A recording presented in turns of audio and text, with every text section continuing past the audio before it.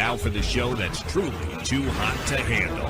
It's The Melting Pat, and it starts right now.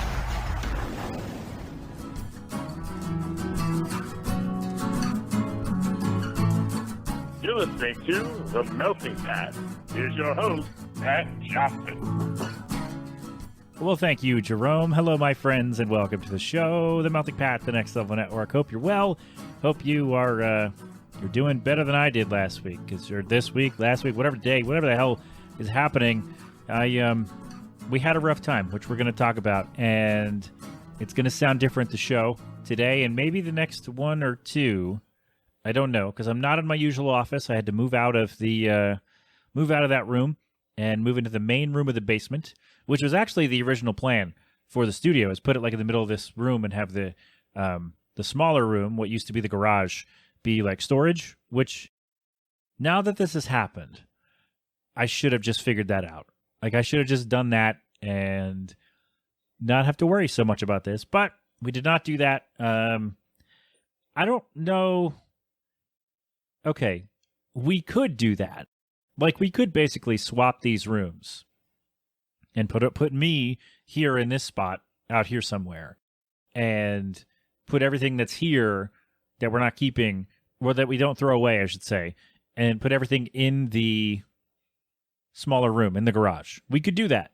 That is a project that could be done if needed. And I'm thinking maybe we should. I don't know, because the sound, I feel like the sound is better. That is better in the in the smaller space, but it's a lot cooler out here in this part of the basement. I don't know. I will. Well, now that I think my wife and son can hear me better, now that I'm at the front of the house and not the back, and right by the stairs, so you're probably hearing a lot of that reverb bouncing off the wall there. So I'm sorry. I don't know how to fix it yet. I haven't figured that part out. I'm going to try. I mean, I could do... The thing that I could do would take more than one person and more time that I have. And I'm not making my pregnant wife do any kind of moving. We're not doing that. And I don't have the time to really sit down and pour over all this stuff and figure out what I need to do. So that's on hold for now. So we're going to do this. We're going to try it. It sounded okay. I did a test yesterday. It sounded all right, so I hope we're good. Hope everything's fine. Oh, by the way, I know I should do this earlier, but I forgot. You may hear the washer behind me too. Now that we're closer to that, but this is the only time and space I have to do the show right now. So this is how we're gonna do it. Okay, we fine? Great, thanks. I should mention the intro is by Jarrett Brown, my dear friend. The music is an original by me, Tim Donnelly, and Dr. Matt Cooner. We recorded that in my college dorm room in 2009. There's a faster version. Do you want to hear that? Tell you what, when we take a break, the next time we take a break after the song, I will play the faster version. The original version of that was faster. So I will play that for you next time we take a break. A little snippet of it, 10 seconds or so, so you can hear the difference. I'm not going to change it because that's too much work, but I want you to hear the difference because I just thought about that today. Like, you've never heard the faster version of that. And basically what that is a little jam piece that we do every time that we get together. So there you go. That's the things. Those are the stuff. And if you're on the YouTube version, you will hear at the end of the show, instead of G-Love, an original instrumental by me. So there you go. That's all. I think that's all the things.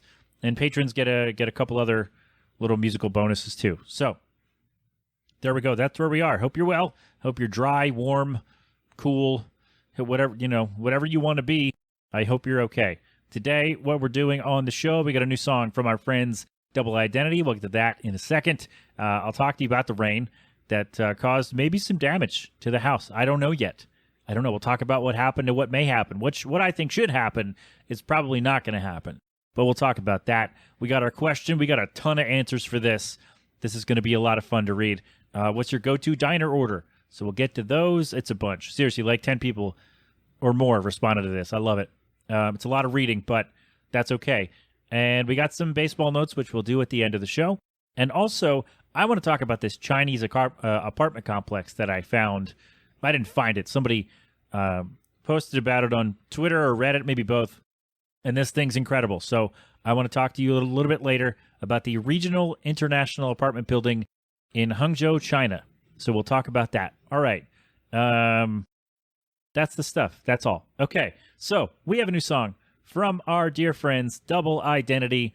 It's the Slimy song. They've made some teases, some references to this about a song they've been writing with the word slimy in it. And they keep asking, hey, should we release the Slimy song? Well, last week, they did. I love it. I don't know why there was a dramatic pause there. I'll probably take it out. But anyway, this song is great. This band is fantastic. Their new album is coming out in the fall, I believe, which means in a few months they will be back on the show. And we can do all of that, all right? But for now, doubleidentityband.com. Go visit them. Go follow them on all the socials. Tell them I sent you. They will be thrilled, probably, I hope. And check out this song. The download link will be in the show notes. You can get it at their website, actually. Again, doubleidentityband.com. The link to that will for sure be in the show notes. So let us do this. It is Honeymoon Phase, brand new Double Identity. It's the Melting Pat. We're coming right back. Take me back to the honeymoon phase, staying out late, stumbling through the first date all dressed up in your ripped jeans, looking like your manic pixie dream girl. Fell asleep in the lobby of that hotel, like you so much when I didn't know you that well. Oh well, I'm way past trying to get you to see that I don't want you back, you slimy little psychopath. Can't escape the aftermath. You know what they say. I could be screaming at you from the mezzanine instead of smiling at you through gritted teeth. It was good when it was me and who I wanted you to be, wanted you to be.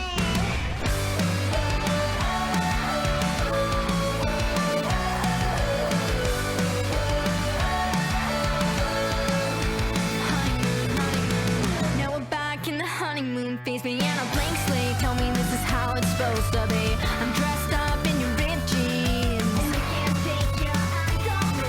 It's so sad how you can't see that I don't want you back, you slimy little psychopath. Can't escape the aftermath. You know what they say.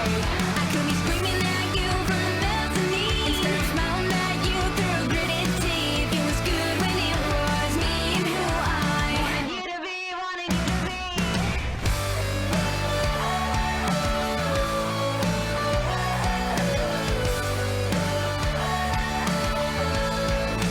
Honeymoon, honeymoon. Flip the script as the honeymoon fades, calculating one part to play. Maybe I'm a dream, maybe I'm a nightmare. I linger in the air even when I'm not there. Maybe it's just a silver screen, dressing up who we used to be. Maybe there was no honeymoon. You couldn't be who you wanted to. Maybe I don't want you.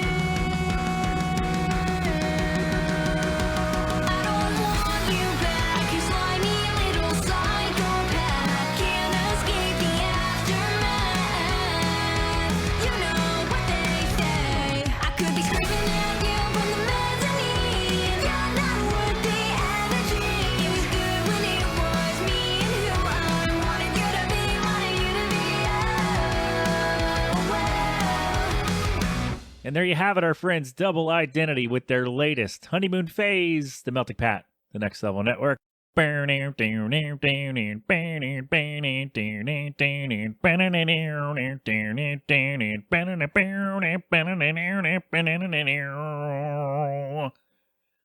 added a bit, I think. I don't know, I went a little longer. It's hard to get those notes that high. I can't get that noise with my face. I don't know what's going on. But anyway, doubleidentityband.com for more from them. That song was produced by a good friend of the show, Roy Robley. So go check him out as well. He's great. He was on the show. Check out his interview with me from this show. I was in anyway, the link to that will also be the notes and all the, tell you what, I'll link all the Double Identity interviews as well because they're great. They were fun. And it really shows how much goddamn fun we have together. So I'm very excited that this song is out. I get to play it for you. I am very excited that the band will be returning to the show in the fall. I hope to promote the new record, Talking to Ghosts Act 2. So I'm hoping that will work out timing-wise and all that. Well, I think by that time, the missus won't be pregnant anymore. And so, I don't know, things will be a little less hectic around here. I think that's what that means. Anyway, doubleidentityband.com for more from them. Tell them I sent you. They will be thrilled that you found them through me. I mean that. I think they will be honestly thrilled. All right. We're on with the show. We're good. That's a great song. I love it. Man, it's about, I meant to read the thing that they sent out when they sent their little press release with the song. They were like, this song's about, whenever you get that ick about somebody and all your friends, they're making fun of you in your group chat because they were right or something like that. I think that's on their socials or on their website. So I don't need to insult you by reading it. You can see that for yourself. But I meant to promote the song that way, and I forgot. I'm sorry. My bad, friends. All of you meant to do that. It's all good. Double Identity, they're the best.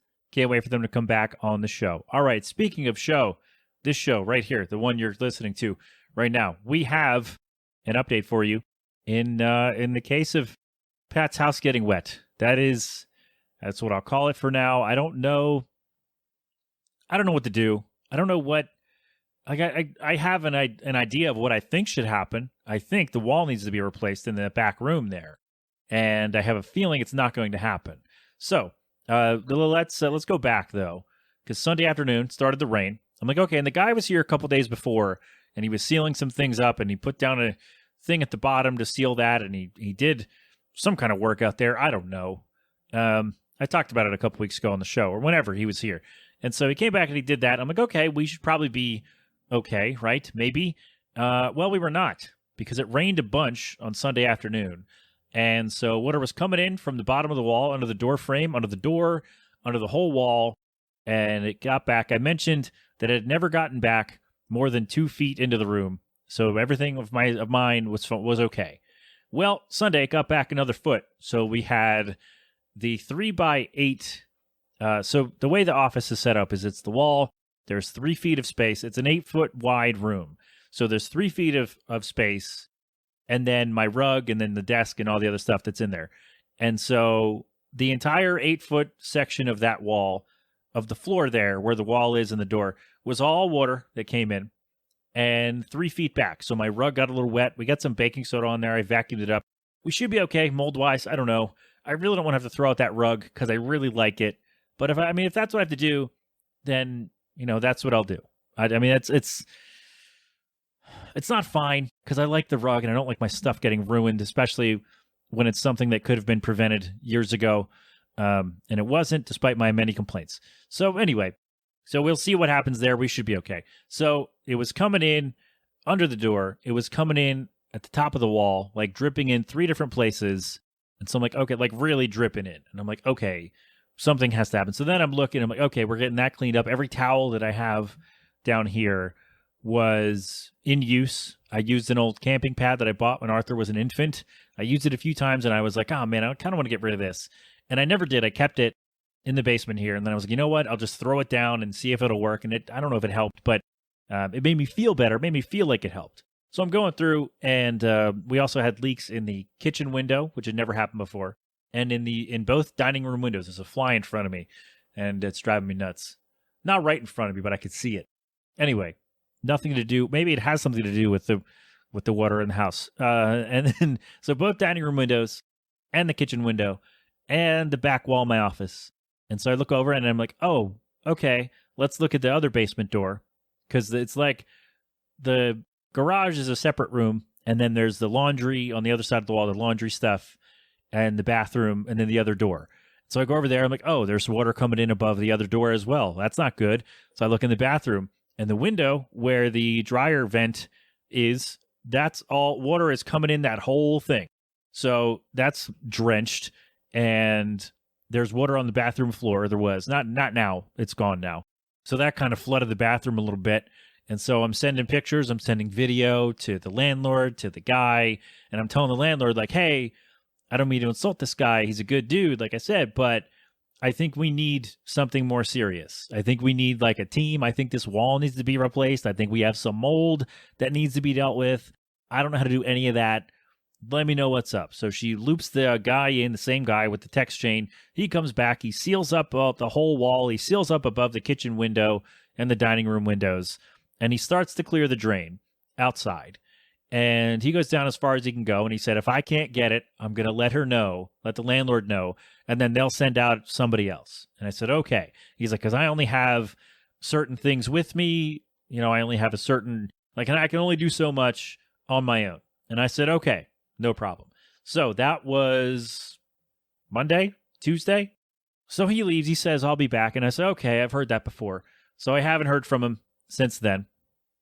But today I got a text, 9:30 or so today, from my landlord. Hey, drain guys will be there in 10 minutes. Now, she didn't tell me that she told anybody else. She didn't tell me that she called some drain guys. The first I heard about some drain guys coming to the house today was my landlord texting me at 9:30 or 9:40 saying, hey, they'll be there in 10 minutes. And I'm like, oh, okay. All right. Well, all right. I guess I'll have to be ready for that. So I go, and it turns out they showed up like 2 minutes after that. Because then Jill calls down, hey, the guys are here. There's some drain guys. Because I had gone up and said, hey, landlord says drain guys are coming. And I come back downstairs to open the door and open the gate. And then Jill calls down like, hey, they're here already. I'm like, okay, great. On one of the busiest work mornings I've ever had, of course I have to stop and do this. So they get there and they're checking out in the front because they have to figure out where the problem is. And I know where it is. I know exactly where the problem is. But they don't know. They've never been here. So I'm like, okay, they're checking the front trap. They're like, hey, go flush the toilet, go do this, go do that. And we're going to check the front drain trap and see if that's a problem. They were like, nope, not it. So we're going to the back, and they check outside, and they're like, wow, because the guy who was here the other day snaked the outside drain.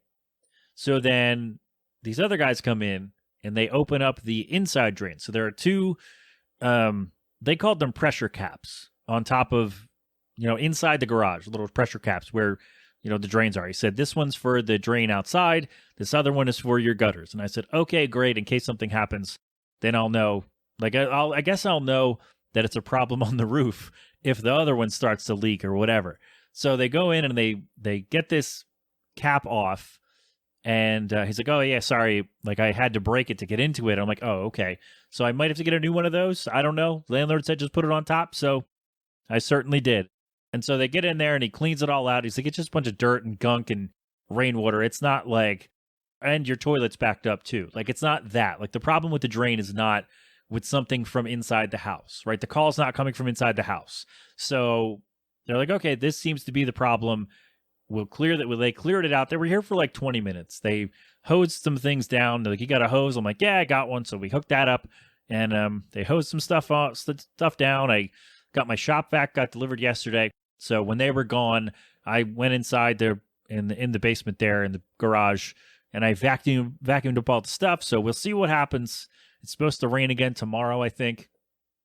So hopefully we will be okay. I'm thinking that was the big part of the problem with the water. Because like I've said, water's come into this room every time it's rained the whole time we've lived here. And it's always come in under the basement door and under that wall where the drain is right outside. And so I've said this for years, hey, I think there's a problem with the drain. Can we get that fixed? And I think a couple years ago, someone did come out and do that, but I don't know. So apparently if they didn't, then that's why we're having problems. If they did, they didn't do a good job. So I'm like, okay, I feel like I know what the problem is. Number one, that's the first problem, is the drain needed to be completely cleaned out. And that's not something I'm equipped to do. And it's also not my house. So I think one of the joys of renting and paying you more money is that you get to fix these things and figure out who to call and what to do. That's the point, right? Generally, when you rent, what they will say to you, and this will be in your lease, in case anyone is newly going to be renting or whatever, if your kids are leaving home and they're renting, generally what the lease will say is that repairs that are $50 or less or cheaper, you handle those as the tenant. Anything bigger, it's up to the landlord. They will handle that. And that for sure should be in any any type of repair work that needs to be done. You should have a signed agreement saying, here's where we do this, where we step in and handle it for you, and here's where you handle it instead. And so clearing out an outside drain or an inside drain like this, not your sink or your toilet or whatever, your sink or your tub rather, clearing out an outdoor drain, that's a bigger job. So they handle that for us. And the guy was funny. The guy was like, he's like, are you going to be handling the billing, or is it going to be your landlord? And I said, damn, I hope it's a landlord. Isn't that why I pay them more money than I would if I mortgaged this house? Right? Because the mortgage payment on a house is going to be cheaper than than the rental amount that you'd pay. But the trade-off is that any repair work, most repair work, I should say, is going to be handled by the people who own the house or who are managing the property, like we have here. So, yeah, didn't have to pay for it. That is the positive to not owning the house, is that I don't have to call someone else will do that, and then they will also pay for it. So it's good and it's bad. I don't mean to turn this into a whole renting versus owning. We don't have the money to buy a house right now, but I mean, I guess we could if we didn't spend it on, never mind. We're not going to do that. So yeah, I knew the drain was a problem. I knew that was going to be a thing. And so I'm glad that's been sorted. To be completely honest with you, I think that the whole back wall needs to be redone, because I talked to the guy and he's like, oh, I'm a mold something or other. He's become a mold special something or other. And so he didn't think it needed to be redone because he doesn't think there's mold there, because he said, it was really specific what he said. He's like, mold dies when it doesn't get moisture. And I said, okay, that's fair. That's probably true. I don't know. But there's been moisture in this wall for 4 years every time it's rained. And so I don't know. I think the only way you're really going to know whether or not there's mold is to look at it, like tear off a piece of the wall and look at it. But that is a project that is like, once you do that, you have to finish the job. Like, you have to have someone do the job. And I don't have anyone at the ready to come fix the wall. And I don't have the okay from the landlord to have someone come out and fix the wall if I go in and say, oh, look at this damage. And so I'm wondering, is there a way for me to say to my landlord, hey, I think there's mold in this wall. Can you have someone come look at it? Because I feel like the only way to really check if there's mold is to knock a hole in the wall. And once you do that, you kind of have to be ready to replace it if there's mold, or be ready to fix it and not have a big hole in my wall. And so I'm wondering, like, is there a way to approach that, to say to my landlord, hey, listen, or do I just say that? Like, I think there's mold in this wall. Can you have someone come out and look at it? It may need to be replaced. Because the guy who was here, who's like one of her guys on call, maintenance guys, doesn't think there's mold. I'm not so sure, because there's been a lot of moisture in this wall, especially over the last few days. But there's been moisture in this wall for a long time, because that top hasn't been sealed from the outside for a long time. Obviously, if we've had many instances of water dripping from the top of that wall. So I'm wondering, is there a way? Can I just say to my landlord, hey, I think there's mold here. How can we go about finding out whether or not that's true? Do I just say that and see what she says? She may say, no, it's fine, because the guy said it's fine, which is, that's what I'm worried about, I think, is that she'll just say, no, the guy said it was fine, so it's fine. So I don't know. Let me know. Is that a thing I could do? Have you dealt with landlords and, having a potential issue, and you're like, I'm not asking right away for it to be fixed, although maybe I should. I'm asking for it to be checked, and then, if needed, replaced and or fixed. One of those. Okay, so does anybody know what I should be doing about that? Somebody let me know, please, and I will, I'll let you know when I let the landlord know what's up, okay? I gotta move the microphone, I'm sorry.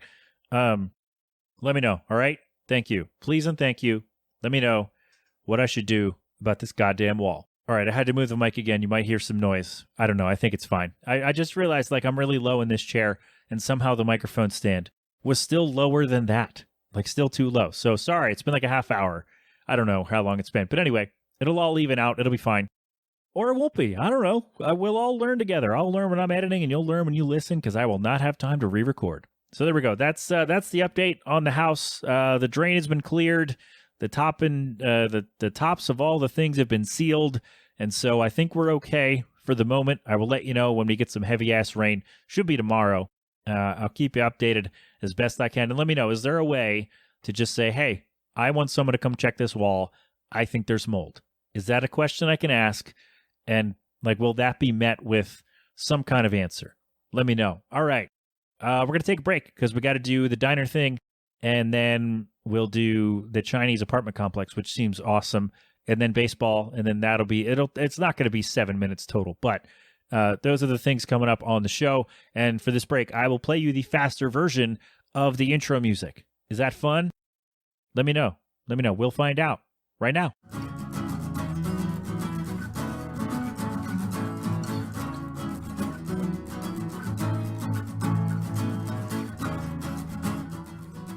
So there you go. Did we like that? Did we think that was fun? Is that better or worse than the other one?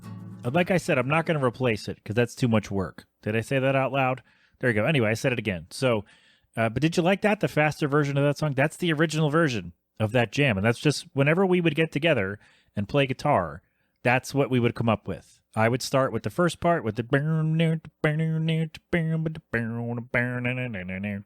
I would do that, and then Tim and Matt would come over and would start over and do the whole thing and make it sound better than it does because I'm an amateur and they are not. So there you go. Did we like that? Does anybody care about this but me? All right, there you go.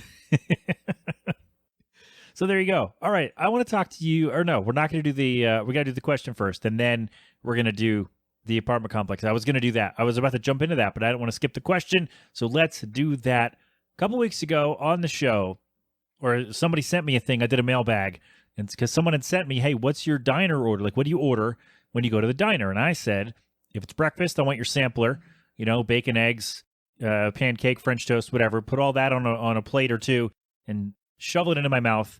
It'll be great. Turkey club for lunch, chicken parm for dinner. Those are my my big three that I'll go. It depends how hungry I am or, what time of day, whatever. So I posed it to you, and we got a ton of answers. I love it. It's going to be a lot of reading, so this is going to be tough sledding. If you don't like me hearing, if you don't like to hear me read out loud or speak in general, then, well, this show's not for you, first of all. And second of all, we're all going to have a tough time. So, no, it'll be fun.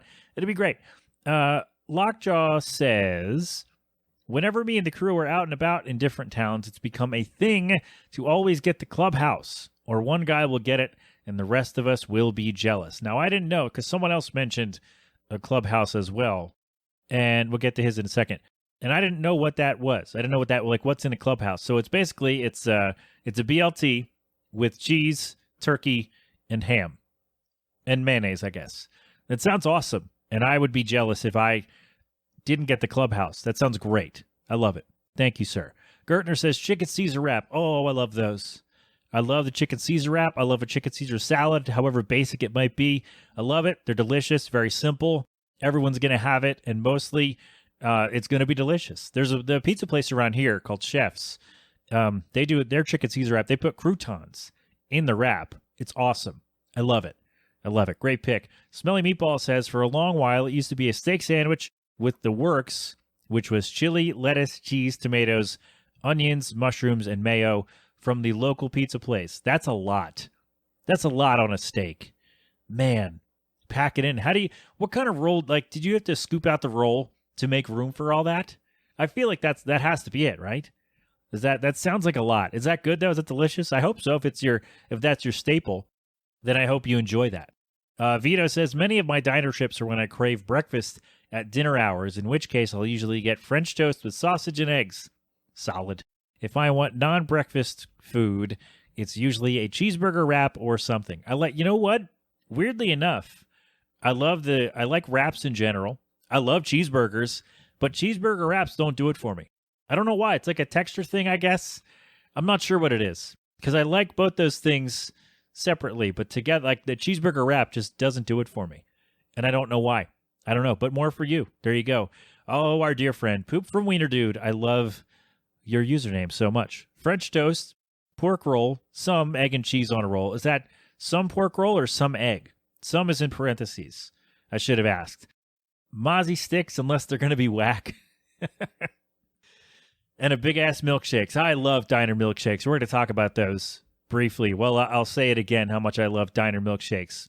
That's a good pick, though. French toast, pork roll, Mozzie sticks, diner picks, man. Good stuff. I love it. Dale says, probably a steak Oh, jeez. Fine, I'll read this how you wrote it. Probably a steak sandwich and some fries with a Diet Coke. Diet Coke isn't for dieting. I actually just prefer the flavor over regular Coke for some reason. There you go. Steak sandwich is always a good choice. Fries are great. Now, do you go steak fries or do you go like whatever regular fries they have? Because the diner near my mom's house, they have steak fries. Like their default is steak fries, I think. Anyway, their steak fries are awesome, and I love steak fries in general. So do you go steak sandwich with steak fries or do you get like crinkle cut or curly fries? Should have asked. Anyway, I usually find that out when I'm reading all of your answers is that I should have asked you a follow-up question, but instead I bank on that you listen to the show, bank on you listening to the show, and that you can answer me afterward. And if you don't, that's fine too. But thanks, buddy. Supreme says, club sandwich for lunch, some sort of meat and cheese omelet for breakfast. What kind of meat, Supreme? What kind of cheese? A lot of choices. Does it matter? Can you go, oh, it's breakfast time. I want an omelet with meat and cheese. Surprise me. And have somebody bring something out to you? Is that a thing? Can you do that at a diner? Do you think, like, if you're a regular, you could do it. Like, if you know the people, especially if it's a smaller diner, mom and pop shop, and you know the people who are in there and you can do that, you could probably go, yeah, and they'll go to the back and go, hey, Supreme's here. He wants an omelet. Said surprise him. And they'll just figure out what you like, or they'll, give you something that you'll probably enjoy. Is that a thing? No? Am I talking out of my ass on this? I don't know. Anyway, the club sandwich is a great pick for lunch. Omelet's a great pick for breakfast or any time of the day anyway. So there we go with that. Seth says, usually I feel like pancakes, bacon, and either grits or hash browns when I go to a diner. If I'm not feeling like breakfast, sorry, I'm adding words now. If I'm not feeling like breakfast, I'll go with the BLT or whatever kind of Franken grilled cheese that particular diner has. Triple decker 8 cheese grilled cheese with bacon. Sign me right the up. I love that. That's great. Grilled cheese is it's just a great time. Like, you're going to have a great time with the grilled cheese. The only way I think you can ruin a grilled cheese is if it's on too long, if you burn it. That's really it. Like, or unless you don't like the cheese. But generally, 8 cheeses, though, that's a lot of cheese. What are the 8 cheeses? Seth, what are the 8 cheeses? Can I even name 8 cheeses? I have no, cheddar, mozzarella, American, provolone, I don't know, Gouda, Swiss. We can do 2 more cheeses, can't we? Damn it, I don't know. We did all the ones that I could think of. All right, that apparently I can only name 6 cheeses. So Brie, is that a cheese? There you go. Cottage cheese? Oh God. Don't put cottage cheese on your grilled cheese sandwich, please. Don't do it. Yikes, that'd be bad. All right, name me the 8 cheeses, or anybody. If there's an 8 cheese grilled cheese with bacon, let me know what the 8 cheeses you think would be. There we go. Weather Rain says breakfast eggs Benedict, lunch is definitely soup, and various sandwiches. You can't go wrong with a clubhouse. Now that I know what a clubhouse is, I agree. You can't go wrong with a clubhouse. Not a soup guy. But I love eggs for breakfast or anytime. So there you go. Speaking of eggs, Road Doggy Dog says, I only ever go to diners when I feel like having breakfast at 2 p.m. So eggs. There you go. Just bring me a plate. Bring me all your bacon and eggs, right? No? Does anybody laugh at that anymore? All right. MAG says, we would frequent gyms all the goddamn time as it was 24/7. You got to love that about a diner. Pancakes were always a good choice, but their chicken tenders were great. We haven't been there in years. I'm kind of itching to go now that I'm talking about it. Well, MAG, he submitted that answer a couple days ago. So I hope you have now been to gyms, or when you listen to the show and hear me talk about this, I hope that you go to gyms tonight or tomorrow. Go have fun, or whenever, because it's 24/7. So go there, have fun, and have your chicken tenders and your pancakes. Maybe have them together. Put them in a sandwich or something. I don't know. Clockshot says the Lumberjack Slam at America's Diner, Denny's. Now, I'm not a big Denny's guy, but for the sake of, I don't know, transparency and having fun, I looked up what is on the Lumberjack Slam. It's buttermilk pancakes, grilled ham, bacon strips, sausage links, eggs, hash browns, and your choice of bread. I'm not going to lie. That sounds awesome. That sounds great. I don't know where the closest Denny's is, but if I go, I'll probably grab that Lumberjack Slam. Or if there's maybe something other than, like if I can get pork roll instead of ham, I think I'd do that. Because I like pork roll much more than I like ham. So there we go. But thank you. Big Vic says, I want it to be corned beef hash, but they never give enough. Like that and some type of omelet. If I'm feeling sweet, I do choco chip pancakes. There you go. I don't know that I've ever had corned beef hash. And it's not like I don't like corned beef, like on a Reuben or well, there's a name for it at one of the delis downtown, at Herschel's Deli downtown. It's the Rachel or the Sally, and it's basically a Reuben, but instead of sauerkraut, it's coleslaw in the sandwich, which my mom would always order at the diner. And it didn't have a name. Like, this was, I don't know, 15, 20 years ago. She'd be ordering this, and it didn't, like, the Reuben is corned beef and Thousand Island dressing and Swiss cheese and sauerkraut. But the variation of replacing the sauerkraut with coleslaw didn't have a name, at least not at this place at the time, didn't have a name. And so I wonder if it does now. Like, if I can go in there and I could say, hey, I want to, like, it'd probably be called a corned beef special, right? Because a Reuben is sauerkraut, and the corned beef special would be the same thing, but with coleslaw instead. I feel like that would be a thing. I know we veered off from Big Vic's corned beef hash, but there we go. I was going to go into something else, but we've been here long enough, and we have more answers to get to. Asphyxie says, just wrote in all caps, French dip. I'm into that. I had a French dip in Chicago when we went a couple years ago. And it was 2016. I don't remember if I actually enjoyed it, because when I had it, I was absolutely starving. So you could have put anything in front of me and I would have wolfed it down. But there you go. Solid choice, I'm hoping.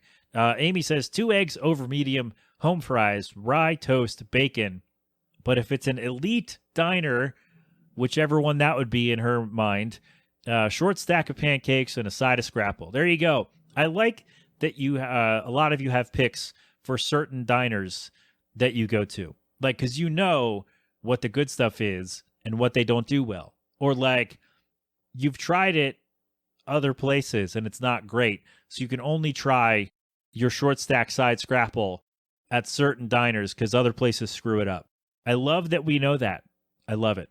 Amanda says Pizza Works omelet at Sunrise Diner in Croydon. There you go. Specific, getting local. I love to hear it. I've never had a Pizza Works omelet. I should have asked Amanda. Amanda, you listen, right? What's on a Pizza Works omelet? What's that? What's in there? You got some. This is so wrong. You got some stray pieces of crust in there, right? You really crunching on those in the middle of your eggs. Oh God. Oh, that sounds terrible. No, it's probably like pizza sauce, mozzarella cheese, and I don't know, like bacon, right? Maybe. Let me know, Amanda, if you listen, or if someone else listens. Let me know what's on a pizza. I can't even say it. Pizza Works omelet at the Sunrise Diner. Let me know. Ben says cheesesteak and gravy fries. There you go. Now, Ben, I'll ask like I asked someone up top. Is there a certain type of French fry that you like to have with this? Is it a curly fry? Is it a steak fry? Is it a shoestring fry? Is it a crinkle cut fry? Let me know. Does one cut of French fry taste better than others with your dish of choice, if it includes fries? Let me know. Jen says, for specific diners, roast chicken at the Golden Dawn is superb, but in general, a pork roll and cheese on a Kaiser. Underrated, first of all. I don't know if pork roll and cheese is underrated. I just love it. But the Kaiser roll is underrated. I love a good Kaiser. Can't go wrong. Can't go wrong at all. Love it. Keith says Pam cakes. There you go. Are they made by someone named Pam? Are they made from Pam? Does Pam somehow produce these cakes with her body? Let me know. Like the Grimace shake, I've heard is they're just milking Grimace in the back. No. I shouldn't have said that. We did try a Grimace shake, by the way, apropos of nothing. We did try the Grimace shake, the birthday meal, and I don't know how to explain this to you. I mean, it's a vanilla milkshake with purple additive or whatever, but that tastes purple. I can't explain it. If you know, you know, I guess. But the Grimace shake tastes purple. It's good, but it's very purple. Anyway, Maggie says that from the dining car, chicken croquettes. I don't know what those are. Or is it chicken croquets? No, there are 2 T's. So you say it's ets at the end. I can't read. Everyone knows this. But in general, a cheeseburger. Yeah, it's hard to go wrong with a cheeseburger at a diner. They just Like it's a simple thing. It's a staple, and everybody's going to generally get it right. Right? Almost everybody's going to get that right. It's hard to, although I've been told over the years that it's hard to screw up meatloaf at a diner, but I've had some bad meatloaf at diners. So maybe not. Maybe that's not all an all-encompassing statement that you can't screw up certain things at diners, because you certainly can. All right, Meg says, depends on the diner. Vincenttown Diner in Jersey, shepherd's pie when they have it. Kirby Lane in Austin, gingerbread pancakes. That sounds awesome. I need to go. Do I have to go back to Austin? Gingerbread pancakes sound great. I don't know. It's real hot in Texas. I don't know. I don't know if I could do it. I might have to do it in February or December or something. We'll see. Anyway, is that the last one? It is. Yes. Thank you, everyone, for your answers. This was a long one, I know, but we had fun, right? Yes? Perfect. It's a lot. I love it. I love when everybody gets involved and gets in on the questions. So thank you very much for weighing in. I love them all, and I would like to reiterate and add again, I guess, diner milkshakes are the best, and now I want one. So if you want to go to a diner, let me know, and we'll figure it out. We might have to wait. I don't know what we'll do. But if you want to go out to a diner, let's go at lunchtime or the middle of the day, in between lunch and dinner rush. We'll get burgers or clubs or whatever, and we'll get milkshakes, and it's going to be great. All right? All right. There we go. Let's take a break, and we will come back, and I want to tell you a little bit about this Chinese apartment complex that I came across the other day. And if I liked apartment living, spoiler, I would live there. So we'll talk about that right after this. Alrighty, we're back. There we go. I really need to find a better way. Not a better way, a different way to come back to segments on the show, because I feel like I start with, all right, we're back. I feel like I do that every time. And I need to get some variety. I don't know. Maybe I don't. Let me know. Is that a problem? Is that okay with you? I don't know. I hope you enjoyed the sound I played. Probably the pooper, if anything at all. I don't have any ads to play. Again, I've said this before. If I ever have ads to read, I'll just read them myself. And I feel like that's better, right? Is that better to do? I don't know. Ben, let me know. If you ever have an ad that you need me to run, let me know if you want me to read it myself and have more fun with it. And I'll try not to get in trouble with the advertisers. But I feel like that would happen. I would get in trouble. And they'd say, please just stick to what we wrote. And I'm like, okay, fine. We'll have less fun. All right. Anyway, I want to tell you about this apartment complex that I came across. I don't remember where I saw this, Twitter or Reddit or both of those. I'm not sure. But I was fascinated by this because it's it looks like a luxury hotel, but they've converted it into a massive apartment complex. And when I say massive, I mean it is estimated that 20,000 people live there. That's a small town in a complex, like in a building. And like it's a massive property, a massive structure. It's the Regent International Apartment Building in Hangzhou, China. And I am absolutely fascinated by this. The rooms are in size, they range in size from about 800 square feet to 2,400 square feet. Apartment rooms. So they're not, you're not getting full house, but that's enough. Like, that's one of those has to be like Fraser size apartment, right? I am fascinated. It's an entire community in a building. And on the first couple floors of this building, from what I understand, it's shops and restaurants, eateries, pharmacies, doctor's offices, I think. Things that you need to go to day to day are right in the building, like right on the first or second floor or whatever of this building where you live. So instead of like, oh, I got to run out to the grocery store, like where I live, the grocery store is about a mile away and the pharmacy is about a half mile away. And the closest food thing is probably a half mile away. Not even. But it's like, oh man, I got to run out and get food. Oh, it's raining or it's snowing or I don't know, the kid's sick or whatever, like whatever the case might be. Well, that's probably, the kid's sick is a bad example. But like, it's raining or it's snowing or, we got to bring the kid and that's going to be a pain in the ass. Imagine you're living in your building and you can go to all that stuff. It's like a mall, like living above the mall almost. Although I guess, here's my question. I did a little bit of research on this.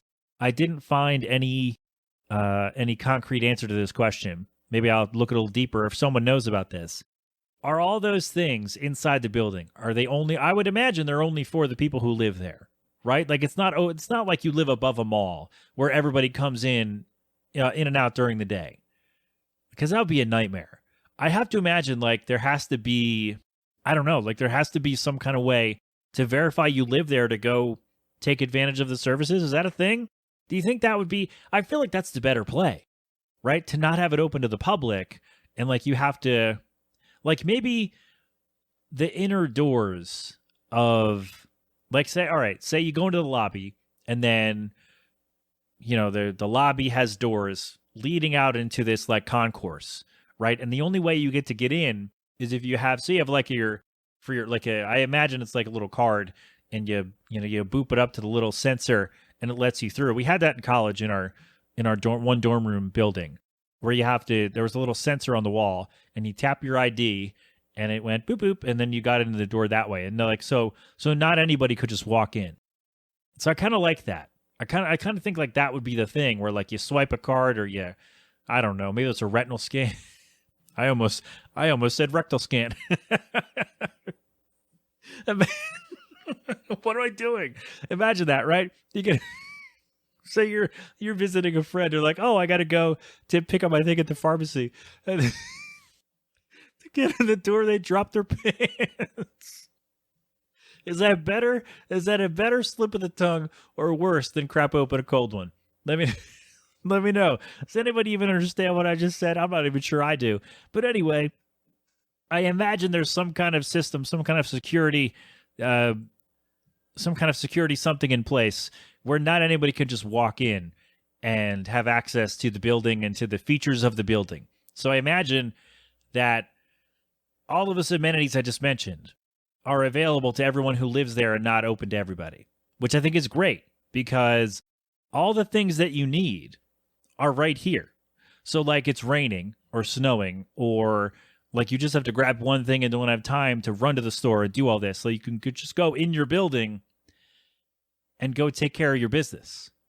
I love this. I think I said there are barbershops in there, and all the kinds of stuff that people need day to day are in the building. And I love it. It's like you got your whole town, your whole like way of life would be in this building. And like, yeah, sure, maybe that's a little isolationist, but I would think, like, you say you go to work and then you do all your shopping and stuff. And then instead of making that a separate trip at a separate place, or several separate places on the way home, you go in, you come home from work, you go in, do your shopping, get your haircut, whatever. And then you go right upstairs to your room, to your house, to your room, like it's a hotel. Well, I guess it used to be. And you go right upstairs to your house. Like you have now eliminated the errand part, like the travel part of the errand. You've eliminated a massive chunk of time and expense. I'm sure you paid like a premium for either, to live there or to shop at these places. I'm sure there's there's a markup. I would imagine there would be. Right. But you have the whole city and all these amenities and all these things that you need every day, all right in your building. I love it. I absolutely love this. If I liked apartment living, I would be all for this. I think it's awesome, because we went to a friend's house the other day, and we're driving by. We're on the highway, and there's a brand new apartment complex that either has just been finished or it's about to be finished and open. And it's like, just big building of apartments. And we saw that, and we kind of got sad, because there's nothing around. There's nothing else in that space, like nearby to that space. There's nothing. No grocery store, no little shopping center, no place to eat, no little thing, nowhere to go. And it's like on the highway. So it's not like you have sidewalks where, like, if you're a kid, like if you're 12 and you live there and like you can't drive or, whatever, like you can't, there's nowhere for you to go. Like there are no buses around there, at least not that we noticed. So if no one's home, like say your mom works later, you get home at 2, mom gets home at 4, you're home from school, and you want to go, oh, I want to go somewhere to get a snack or whatever. There's nothing there. There's nothing around. So like, I feel like this would never happen in America, because I just feel like I can't explain to you why this wouldn't happen in America, but I just have a feeling in my gut that it wouldn't, that someone would say, like some developer, you would see this idea and say, hey, we want to make this massive building, but also turn it into like a big community all inside, like all self-contained inside the building where people live up top. And then the first floor or two is all these things that wouldn't be in the area otherwise. And so I feel like that, like, this is such a great idea, but somehow some greedy American capitalist douchebag would see this and go, nope, we can't do that because this, because then all the money from the building doesn't come to me or whatever, right? Whatever the case might be. But a place like that where we went by the other day, this would be perfect because people need places to go without having to rely on a car or even, rely on any kind of transit. Because what if you can't drive? Like, what if you have a disability, or what if you got hurt and can't drive? What if the bus line doesn't run, the train doesn't run, the whatever? Like, if there's no reasonable way for you to, and I'm excluding Uber and taxi as reasonable because of the expense and because of the inconvenience of having to do all of that. So if you don't have a mode of transportation, and these kids, well, like I'm imagining like a 14-year-old kid or let's go a 16-year-old kid who wants a job. What better place for the kid to go to work, especially 16, 17, is to go work at the store in the building where they live. This would be great. Like, again, yes, it's self-contained. It's and there are, probably issues with that. But I think as a general concept, I love this. I think this is fantastic because all the things that you need are there without having the worry and the hassle and the expense of taking another trip or stopping on the way home and getting stuck somewhere and something else happening on the way home, right? It's all there. You stop in, you put your stuff down, you get back on the elevator or wherever, go right back downstairs, get your haircut, pick up dinner, get your stuff from the drugstore, whatever, go shopping if you need to. It's all there. I think this is absolutely fantastic, and I wish this would happen in America. I wish this would be a thing in America, a massive apartment complex building with, basically a mall, in a manner of speaking, right in the building. But anyway, also they, wherever I read, they mentioned that they have lockers for you to pick up your deliveries. So you go down, so you say you order food from one of the places, or you get a delivery from wherever, and they don't have to come up to your apartment. I imagine they do this in apartment buildings. They have your big mailbox or whatever, like the mail room where you go get your stuff. I imagine that's a thing everywhere.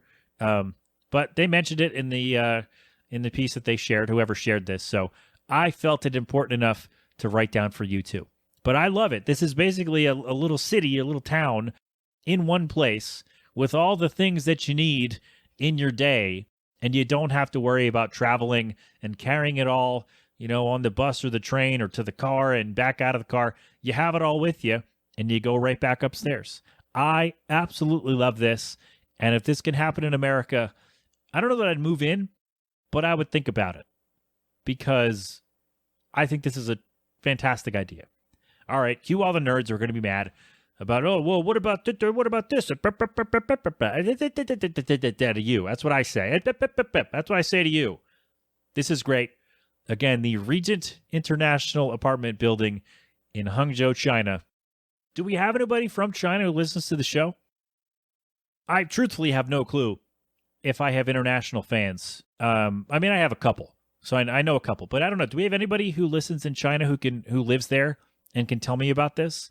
I want to know, like, what's the day to day? Like, so you go to work, and then what do you see when you go back into that part of the building where all the stuff is? I want to know what that's like. Send me pictures. tmpfanmail@gmail.com, or can you send them through the website? I have no idea, but send me some pictures. Like, link a Google Drive or a Dropbox album. I want to see what this looks like on the inside. Let me know. All right. Anybody from China or someone who has visited, someone who lives there, I'd like to know. Okay. All right. One more break and then we'll do baseball. So if you don't like sports, it's your time to go. Thanks for being here. I appreciate your time. Have a great day. Have a great week. Talk to you next time. Maybe from the regular place. I don't know. But for everyone else, we'll do some baseball on the other side. Yeah, anything else we got to do? No, that's it. So, we'll play a sound, probably the baseball bat hit sound or something. We'll figure it out. Anyway, baseball notes on the other side, and then that'll be that. All right? Sit tight. Okay, we say goodbye to the non-sports people Hope they're well. If you stuck around because you want to hear about baseball, that's fine too. That's all right. I don't mind. Look, I only say that because I know some people don't like to hear about sports and don't care. So I say that for them. But if you don't like sports, you're welcome to stick around. It's all good. It's fine. You know what? We got some baseball. We haven't talked baseball in a while on the show because we haven't had the time and I've had to record early and stuff like that. But let's do that now. I know some things are outdated. By the time I do it, it's fine. It's all right. Let's hit the music. Let's talk baseball.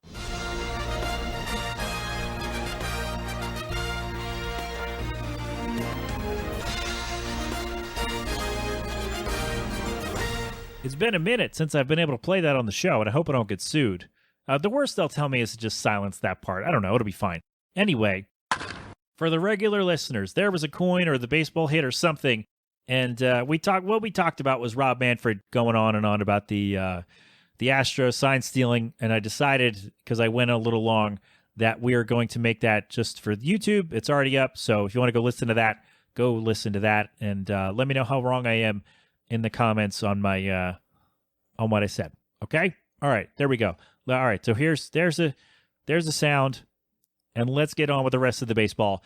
The Phillies rotation lately has been really good. Nola's been decent. Ranger Suarez is back. He's been good. Wheeler has been good. Nola had a couple of rough starts, but he's been a little bit better than he was earlier in the year. Matt Strahm has been good out of the bullpen. I like that Matt Strahm got some spot starts at the beginning of the year, because if you had to use someone else, or a combination of random other guys, I don't think the Phillies are in as good of a spot as they are now. And I'm not saying they're in a great spot, but they would have been so much worse off if Matt Strahm hadn't stepped in and done as well as he did. I like the guy. I think he's really good, and I know they want to keep him in the bullpen, and that's fine, but I just think he's been really good. He was really good at the beginning of the year, and I think the rest of the rotation has finally kind of caught up to that, although they're going to need a fifth starter, I think, because it's, Taijuan Walker, I forgot. He's had, I think, 5 starts in a row that have been just really good. He's really turned it around. And so you have that. So you got Nola, Wheeler, Walker, Suarez. And then the fifth is either a bullpen game, which a lot of teams do, or, someone else. And I think, man, trade deadline coming up, there's not a lot out there because there are only, I would say, 4 teams that are would be selling off assets. The Athletics, the Royals, the Nationals, and the Rockies. And if you look at those teams, what is really there to pick? There's not a lot of decent starting pitching available. There's not a lot of much of anything. Every team needs pitching all the time. Even though the Phillies bullpen has been pretty good for most of the year after a kind of a really rough 6 weeks or so. They've been really good. And so I feel like the 2 things they need a fifth starter, for sure, I would say. Put that at the top. And then 1A is a left fielder. Because I love Kyle Schwarber. He is not a great outfielder, but you want his bat in the lineup. I know he's hitting 170 or something, but the guy mashes and he gets on base. He draws walks and he mashes home runs, which I know, everybody can do that, but I would love it if he hit, 210 at least. It'd be great. Let's not go crazy and say we want him to hit, 304, because that's not going to happen. But I would love it if he hit 210, 215, something like that. That'd be great. That would really help out Kyle. Get on it. I think they need a left fielder because it's not working. It sucks though, because Harper can't play the field yet. So he's got a DH all the time, which means Kyle Schwarber's got to be out in left field. And so I think once Harper can play first base, then you get Alec Boehm back to third. Sosa slides back into his utility role. And then, you trade for a left fielder or a right fielder, move Castellanos to left field. I don't know. Castellanos, who I've said, by the way, Nick Castellanos, has been a lot better in the outfield, which is great. But yeah, I think what you are going to want to do ideally is get a left fielder. And I mean, Christian Pache, did I call him Kristen? Christian Pache has come back. His bat has been better this year than it has been for his career. But can you have it in the lineup every day? Let's say right now, because Harper is not in the field. So let's say, okay, Harper's playing first base. Alec Boehm back to third. Schwarber DH. And then can you have Pesce in the lineup every day? Is that something that you can do like right now or, 3 weeks from a month from now? Is that something you could do and say this team is going to make a run? I don't think so. And I like the guy. He's turned it around. I think it's great. But I just feel like you need a left fielder because once you can make Schwarber the permanent DH and get him out of left field, you're going to need somebody there who can catch the ball and play the position regularly and still be a decent bat. I've heard rumors Andrew McCutchen, maybe, because the Pirates started out hot. Now they're not. So maybe McCutchen, a reunion, I'd be okay with that. I mean, you don't love him in left field either, but I think he's better than Schwarber. I don't know. Are there any other outfielders like available right now that could realistically be on the market? I'm not sure. I don't know. But fifth starter and left fielder. I think those are the two big things for the Phillies at the deadline. So get on it, Dombrowski. Make it happen. God damn it. Let's see. Can we do a segue? We talked about the Pirates. They started hot. They're no longer. They're in the NL Central. Let's talk about the Reds. They have been so much fun. And a couple years ago, when they were like, hey guys, make the team better, the owner or their owner's son or whoever was like, why should I do that? Where are you going to go? What else are you going to do? And that made me sad because, like, come on, try. At least try, people. People want to see baseball, a decent product on the field. The game is better when everybody tries. So the Reds, I don't know what happened if somebody changed their tune and decided to start working on it because they've been so fun. They've been really good. They're in first place, I think, as I sit here today. And they've just, like, Joey Votto's back. Ellie De La Cruz just got called up, I think, like 2 weeks ago. He's been fantastic. He's been really fun. I heard, and I'm going to talk about this in a second, that if there's a skills competition, Ellie De La Cruz, just to show off how athletic these guys are, Ellie De La Cruz needs to be in it, and I'm okay with that. I'm also on board completely with a skills competition, which we'll talk about at the end here, just a second. But I like the Reds. They're fun as hell. They're really fun. Speaking of teams I didn't think were going to be as good, the Rangers might be for real. They might be legit. They might be legit now. Like, they spent all that money in the offseason or a couple off seasons ago. It hadn't paid off, and I think this year so far it is. So we'll see. We'll see if they're for real. They look pretty good now. It's pretty fun. So we'll see what happens with that. I'll try to keep you updated as much as I can watch the Rangers. I don't know. But the Red Sox also they're better than anyone thought they would be. Based on how they were coming in with injuries and they lost Bogarts and Chris Sale, you never know, and all that. One thing I will say, though, is sorry to Cousin Kathy on this, but that team cannot catch. Like, they just can't catch the ball. They can't field the ball. Their defense is awful. It's awful. Like, it's just, I've never seen so many, like, I watch highlights of every team as often as I can, and I've never seen so many easy plays just get booted by professionals. They're bad. They're bad. They gotta learn how to catch. I don't know what they got to do, but I don't know how to fix it. I don't know if they do fix it this year. I have no idea. But they're so far, like, offensively, they're better than everyone thought they would be. But I don't think they're a playoff team per se because you got to catch the ball. You got to preserve the lead for your pitcher. You got to prevent runs from scoring. And right now, I don't think they're doing much of that at all. So there you go. Elsewhere, let's laugh at New York together, shall we? The Yankees are lost kind of without Aaron Judge. And the Mets spent the most money of anybody in baseball history, and they are a complete mess. And I have to say, as someone who deals with a lot of annoying New York fans online, I love to see it. Now, I have friends who are Yankees fans and Mets fans, and I don't mean to come down on them. That's not what I mean. I'm not talking to you, my friends. I'm talking to the people who do nothing but gloat and brag and look at my team, and the teams are a mess, and I love it. So there you go. That's your little roundup for baseball this week. That's what I wrote down anyway. And if something happens with one of your favorite teams or just something fun that you want me to talk about, you let me know. Also, this goes without saying, Shohei Ohtani is amazing and is the best player we've ever seen, and it's not even close. He does so many great things on both sides of the ball. It's like every week I could do that. I could go, look what Shohei Ohtani did this week.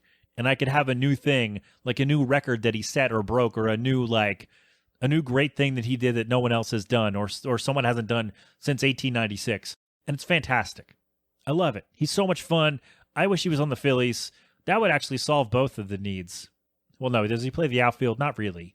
Well, no, no, he just DHs. That makes sense. Damn it, I was going to say that would solve both needs, that you could put Shohei in left field, but I don't know that you could. I don't know what you would do there. But Phillies, hey, sign Shohei Ohtani. It's not my money. Go ahead, sign him. Do it. You got the money. Do it. Do it. Okay, last thing, then we're going to go. I would love if Major League Baseball did a skills competition, because the All-Star game, it used to be, you would see a marquee matchup that you wouldn't see otherwise, right? So let's say, for example, Shohei Ohtani on the mound facing Bryce Harper, because they play in different leagues, different league divisions even. So the Phillies and the Angels don't usually play each other. And so the only chance you normally would have to see Bryce Harper versus Shohei Ohtani is at the All-Star game. And with the balanced schedule, which I do like, everybody plays everybody, so you have a chance to see all these guys either on TV or at the ballpark throughout the year, which is great. I do like that.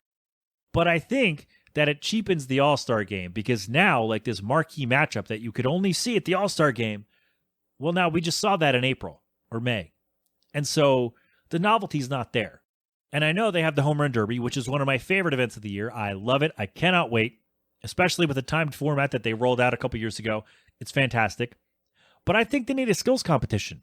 I think they need something like, the NFL, the Pro Bowl, they have like all the guys do these fun little mini games, I guess you would call them, or the NHL does this as well, where they have a skills competition. So I feel like baseball needs that as well.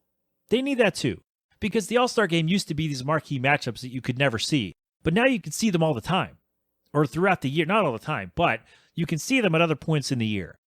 It's not like, oh, I have to watch the All-Star game to see this person face this person.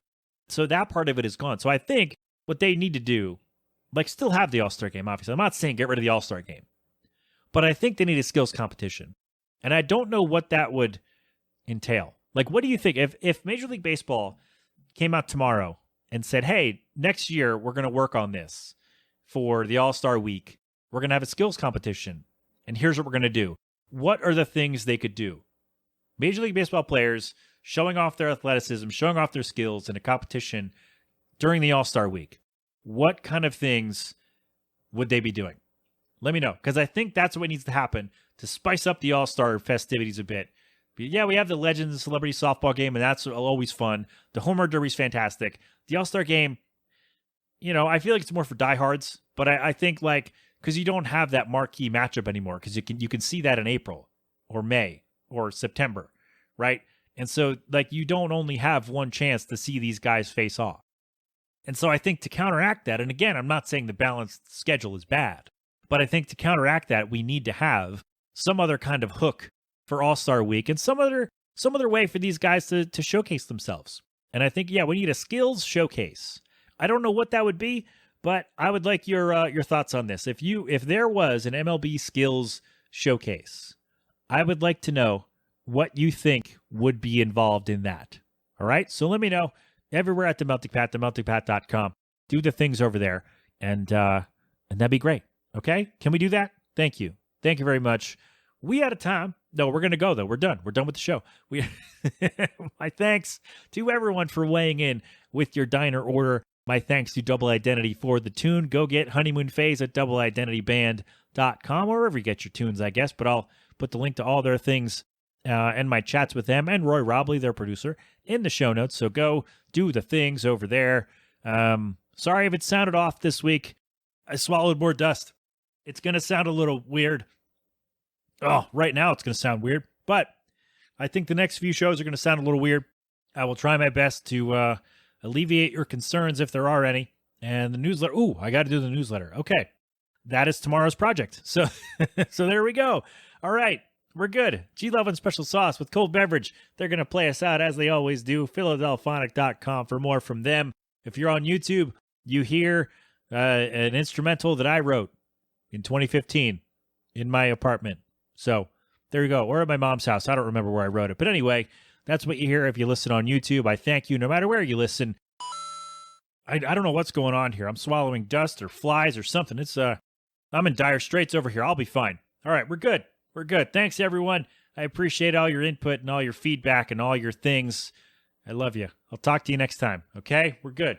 Get out of here. I think that's a bee. All right, we're cutting all that out. I'll talk to you next week. Have fun. Be safe. Thank a veteran. Wear your mask. Wash your hands. Get vaccinated and boosted when you can.